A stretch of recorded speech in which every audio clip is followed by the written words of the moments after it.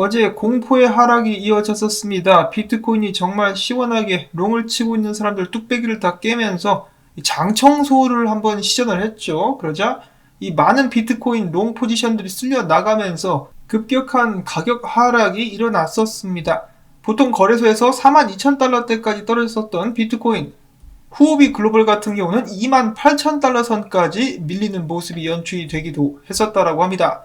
그리고 비트코인이 크게 내리자 당연히 알트코인들도 무사할 수는 없었겠죠. 알트코인들도 강하게 내리면서 수많은 사람들의 포트폴리오를 녹여버린 그런 모습이 연출이 되었었는데, 지금은 어느 정도 안정세를 찾으면서 반등하려고 노력하고 있는 모습들이 보여지고 있습니다. 지금 현재 비트코인 가격은 48,953달러, 이더리움은 4,000달러 선을 회복한 모습이 보여지고 있는 가운데 솔라나의 강력한 회복세 206달러, 그리고 수많은 사람들이 패닉셀을 시전하면서 당연하겠지만 스테이블 코인들이 가장 안정적인 모습을 보여주고 있는 하루라고 볼 수가 있겠습니다. 당연히 시장은 극단적 공포 단계로 진입을 한 지 오래고요. 많은 투자자들이 전 세계에서 와들와들 이가 딱딱 떨릴 정도로 공포에 질려가지고 떨고 있다라고 합니다. 자, 그래도 이 암호화폐 시장에서 몇 년 있어 보신 분들께서는 아시겠지만 이 정도 하락은 그렇게까지 놀라운 것은 아니죠.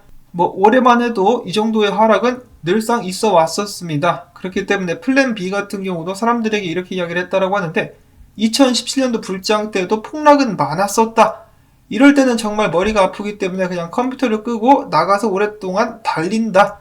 한마디로 길게 보면은 다시 오를 것이니 조급해하지 말라라고 하면서 다음과 같은 차트를 또 게시를 했는데요. 보시면은 불장 때 이런 식으로 빠지는 것 38%, 33% 이런 식으로 비트코인이 크게 조정을 받으면서 올라가는 것은 절대로 이상한 것이 아니다. 흔한 일이다라고 하면서 사람들을 안심시켰다라는 것이죠. 자, 그런데 솔직히 이야기해가지고 플랜 B 지금 좀 줄일 것 같습니다. 왜냐? 플랜 B가 전에 호언장담을 했거든요. 2021년도 말까지 비트코인이 10만 달러 못 간다 그러면은 스톡 투 플로우 모델이 망가졌음을 인정하겠다라고 이야기를 했습니다.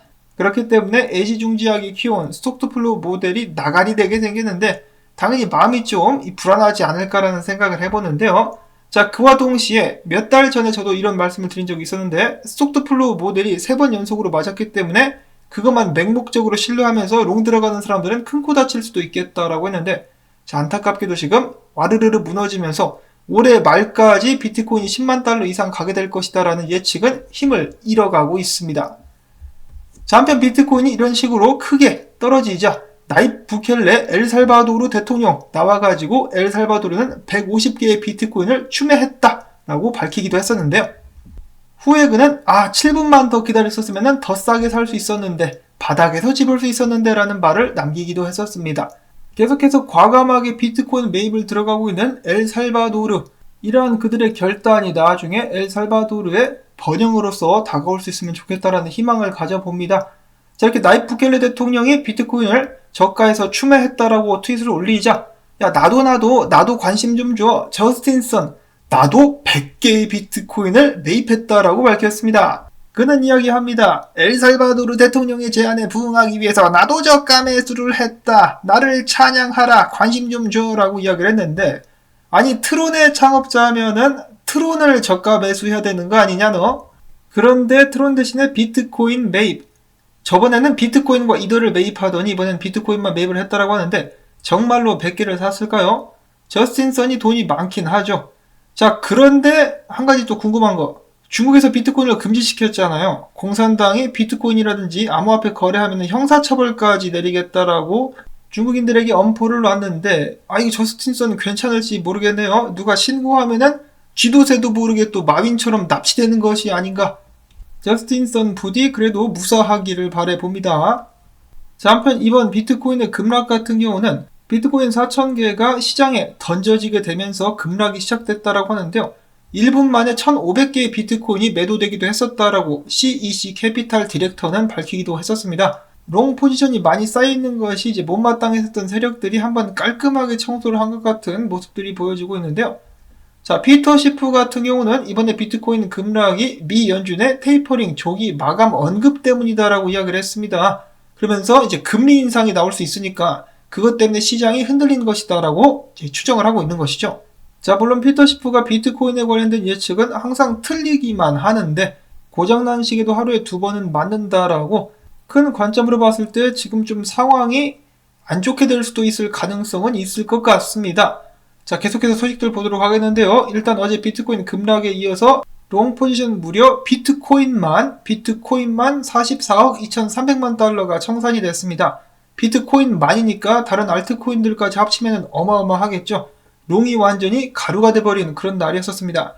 자, 그러면서 비트코인이 크게 떨어지자 마이클 반데포페 유명 분석가는 비트코인이 바닥을 찍었다라고 이야기를 하기도 했었는데, 실제로 몇몇 분석가들은 이 블로우 오프 탑이 아래에서 나왔다 그러면서 바닥을 찍었기 때문에 올라갈 일만 남은 것이 아닌가라고 이야기를 하기도 했었습니다. 자, 근데 무시하면 안 되는 것이 금리 인상이죠. 금리 인상과 인플레이션에 대한 연준의 통화 대책, 또한 이미 아실 분들은 아시겠지만은 헝다가 드디어 디폴트 위기에 놓였다라고 하죠. 그동안은 잘 버티다가 이번에는 그들이 직접 나와가지고 이번에 이거 채무 상환은 우리가 못할 것 같다라고 본인들이 인정을 해버렸다라고 하니까 이제는 진짜 위기가 아닌가라는 생각마저 듭니다. 자산 및 투자가 과도하게 부동산에 집중되어 있는 이 중국에서부터 부동산이 무너지면서 중국 경제가 크게 기운다. 그 여파는 당연히 전 세계적으로 퍼져나가게 될 것이고, 이런 상황 속에서 암호화시장은 어떻게 반응하게 될 것인가. 이런 상황만 없었다라면은 비트코인 이번에 정말로 바닥 찍었으니까 가지라고 저도 외쳤을 것 같은데 아직까지는 좀 불안하다 이거죠. 어떻게 될지 모른다라는 표현이 적합할 것 같습니다. 그래서 올해 말부터 내년에 어떻게 될지 모르겠습니다. 자, 그런데 분석가들은 일단 이렇게 보고 있다라고 하는데, 첫 번째로는 피터 브렌트, 비트코인의 상승 추세가 강력하게 깨졌다라고 하면서 어이쿠야 라는 트윗을 올렸었고요. 자, 그 반면에 다른 각도에서 봤을 때 비트코인 보시면은 여기에서 하락 추세를 깨고 올라왔는데, 이번 하락은 하락 추세 테스트로 볼 수 있다는 것이죠. 그리고 테스트임과 동시에 주봉 50MA 선이 비트코인 가격대를 지지해주고 있다. 그래서 이렇게 보면은 절망할 만한 상황은 아니지 않나라고 분석을 한번 해볼 수도 있겠는데, 자, 과연 비트코인은 다음 주에 어떤 움직임을 보이게 될 것인가? 한편 비트코인 이번 급락 때문에 CME 쪽에 큰 갭이 생겼다라고 하는데요. 저번 주에 CME 마감이 53,675달러에서 마감이 됐습니다. 그래서 비트코인이 다음 주쯤 해가지고 53,675달러까지 한번 올라가 주지 않겠느냐라는 희망적인 분석도 나오고 있는데요. 일단은 다음 주 미국 증시라든지 추세를 한번 지켜보시면서 대응을 하셔야 될 것 같습니다. 뭐 언제나 그렇다시피 장투하시는 분들께는 전혀 해당 사항이 없는 부분이고요. 자, 그 다음엔 이어서 기타 소식들도 한 번씩 보도록 하겠습니다. 이더리움의 소각 메커니즘이 활성화된 이후에 굉장한 호응과 함께 이더리움 가격 상승의 주 요인으로 지목이 되고 있는데요. 이를 따라 해보자 얼마 전에 트론과 바이낸스 체인에서 비슷한 업그레이드를 진행을 했는데, BNB 같은 경우 최근까지 업그레이드를 적용한 후 4,100개의 BNB가 소각이 되었다라고 이야기를 하고 있습니다. 자, 과연 가격 상승에 영향을 끼칠 수 있을 것인가 기대를 한번 해보도록 하겠고요. 자, 그 다음에 에이다의 또 다른 덱스 프로젝트 썬데이 스왑이 크리스마스쯤에 출시가 될 것이다 라고 하고, 찰스 호스킨스는 이에 대해서 기뻐하며 찬사를 보냈다라고 합니다.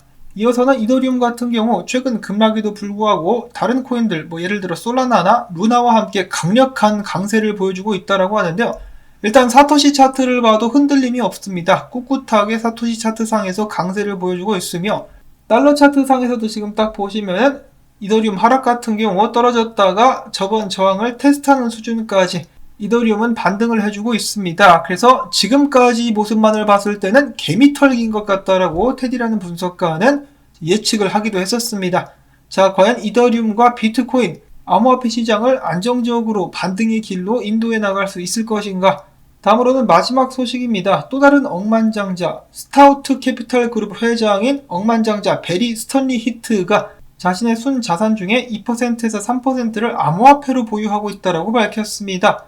그는 이야기하기를 비트코인은 돈을 찍어내는 세상 속 투자자들에게 똑똑한 해지 수단이다라고 이야기를 했는데요. 그러면서도 그는 본인의 전체 자산의 2%에서 3%만 투자를 하면서 좀 위험 관리를 하는 모습을 보여주었습니다.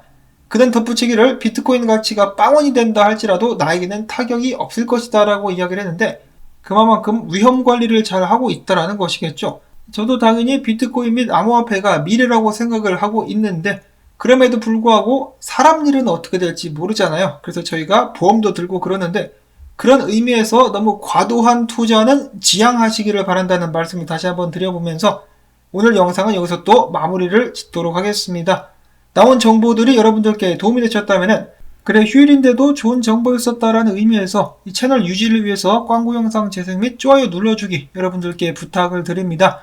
여러분들의 도움이 있어야만 저도 계속해서 채널을 유지할 수가 있겠죠.